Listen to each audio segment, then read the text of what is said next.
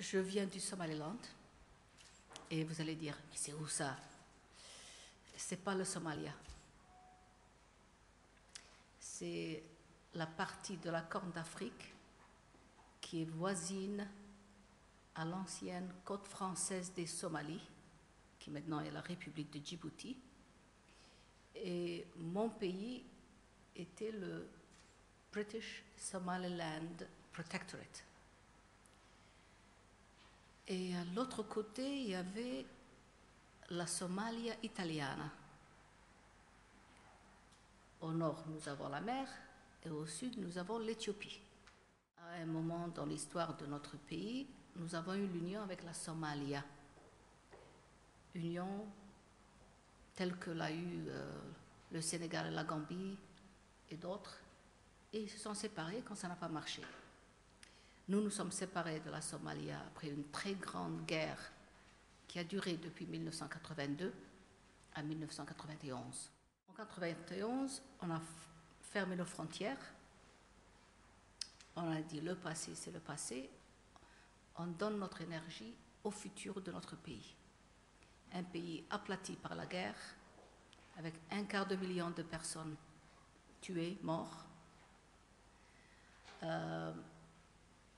1 million de réfugiés dans les camps des réfugiés en Éthiopie. Et on a recommencé à construire notre pays avec les moyens que nous avons à notre disposition. Maintenant, le Somaliland, après 19 ans, c'est un pays stable. Nous sommes en respect total de la Constitution de l'Union africaine, qui dit que les territoires hérités pendant la colonisation ne doivent pas être changés. Nous ne voulons pas les changer. Nous respectons ces territoires.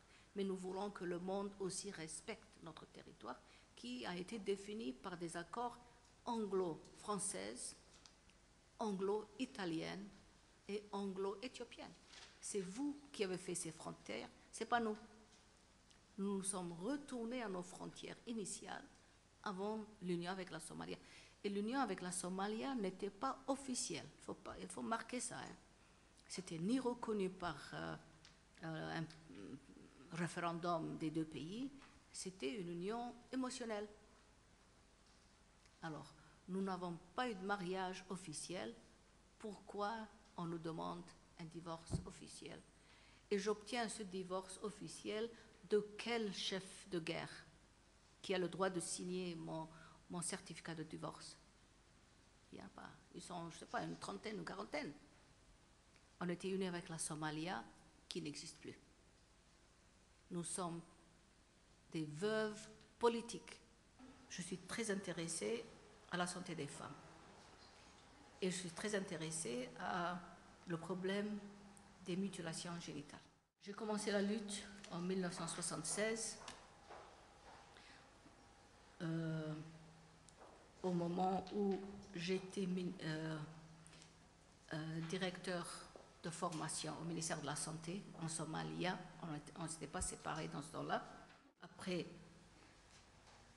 plus de 35-36 ans d'années de lutte contre les mutilations, le résultat de cette enquête, sur 4000 femmes qui ont visité l'hôpital en tant que grossesse,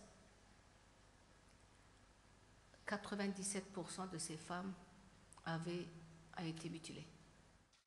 Et la plupart de ces personnes-là, de ces femmes mutilées, avaient la forme la plus sévère,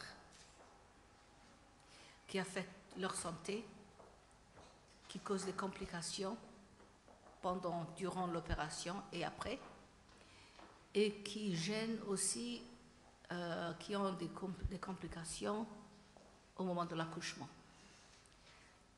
Ça fait partie des problèmes de l'accouchement qui peut arriver, qui peut causer à la femme les fistules vésico-vaginales.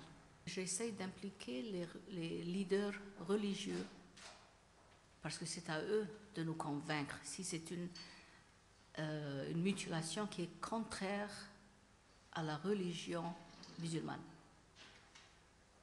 Alors, c'est contre la santé, c'est contre le droit de la femme, et c'est contre la religion. Et j'espère d'impliquer aussi les hommes. Parce que jusqu'à présent, ce sont des vieilles femmes comme moi qui disent « Ah, il faut arrêter, il faut arrêter ». Mais ces enfants-là, la fille qui est mutilée, n'a pas seulement une mère, mais elle a un père aussi qui doit avoir sa parole et sa décision. En tant que chef de famille, les hommes doivent avoir le courage de, s'ils portent les fusils, aussi prendre le micro et parler contre les mutilations.